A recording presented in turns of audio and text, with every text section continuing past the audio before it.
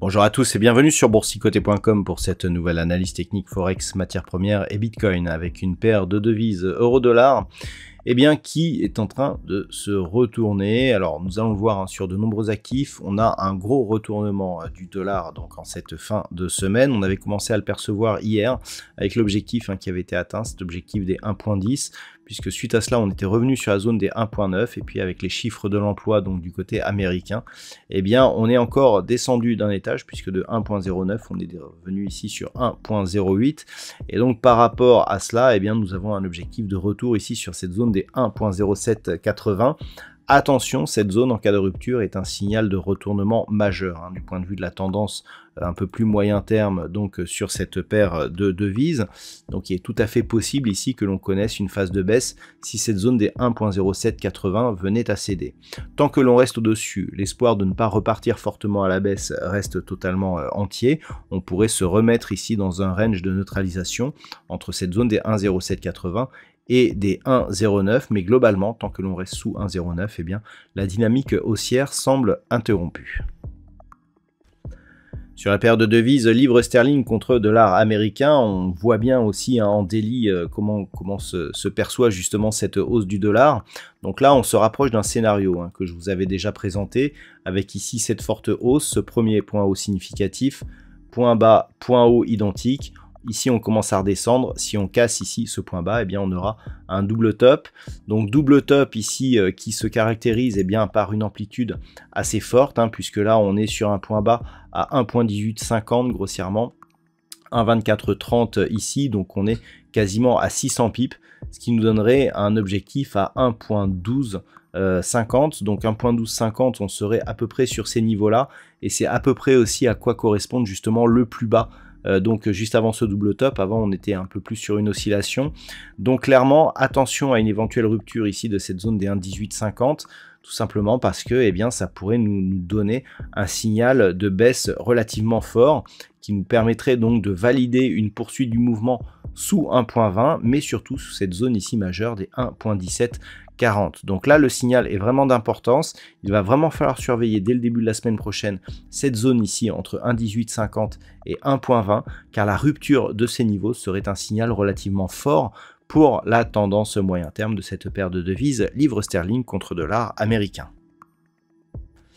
Pour ceux qui ont suivi le trading live, on avait détecté une grosse baisse de l'or. Donc techniquement, tout y est, c'est-à-dire que là, on a ici la zone de point haut. On a atteint l'objectif, 1957-1960. C'est un objectif dont je vous parle depuis maintenant quelques semaines. Cet objectif, on est venu l'atteindre. On le voit clairement, on est venu chercher un plus haut ici à 1959 et quelques. Et puis ensuite, on est redescendu ici, hop, sous 1918. Et puis, phase de consolidation, on a un premier retracement ici, donc retracement à 23,6% qui correspond à ce point bas significatif.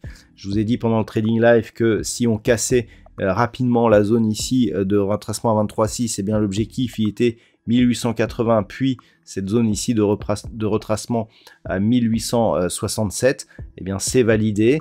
Là, il faudrait que l'on se stabilise car une rupture et une continuité nous donnerait un objectif dans la zone 50-61,8, à savoir sous 1850, sous 1840, ici dans cette zone ici, grossièrement entre 1810 et 1840 $ l'once, avec par exemple cette zone ici d'objectif intermédiaire qui pourrait être aux alentours des 1830, l'objectif de consolidation.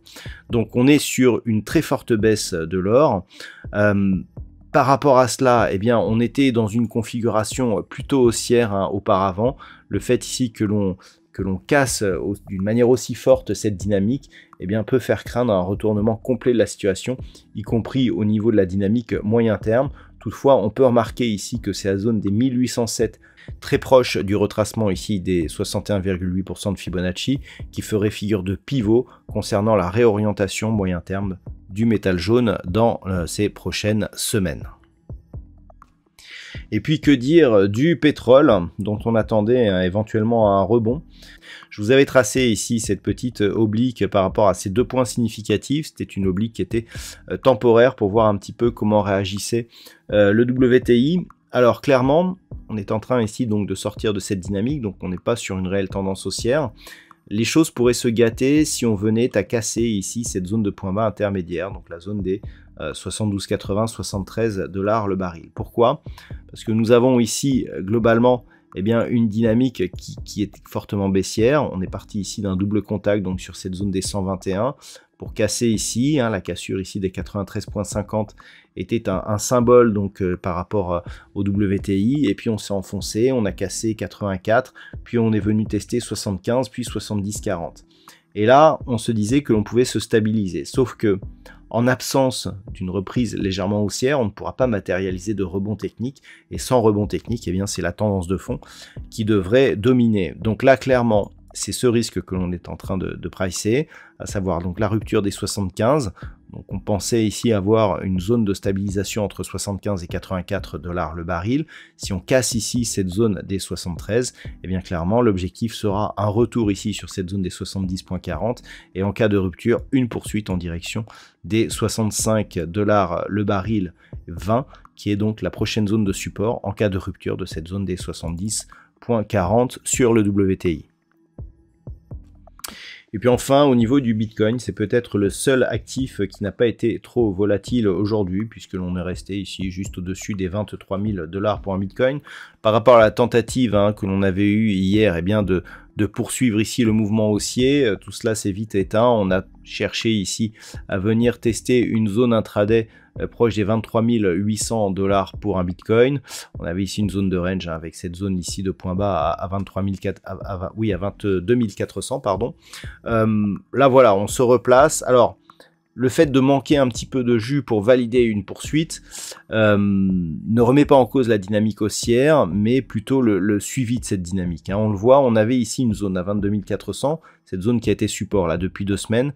Elle avait été le point haut ici de cette...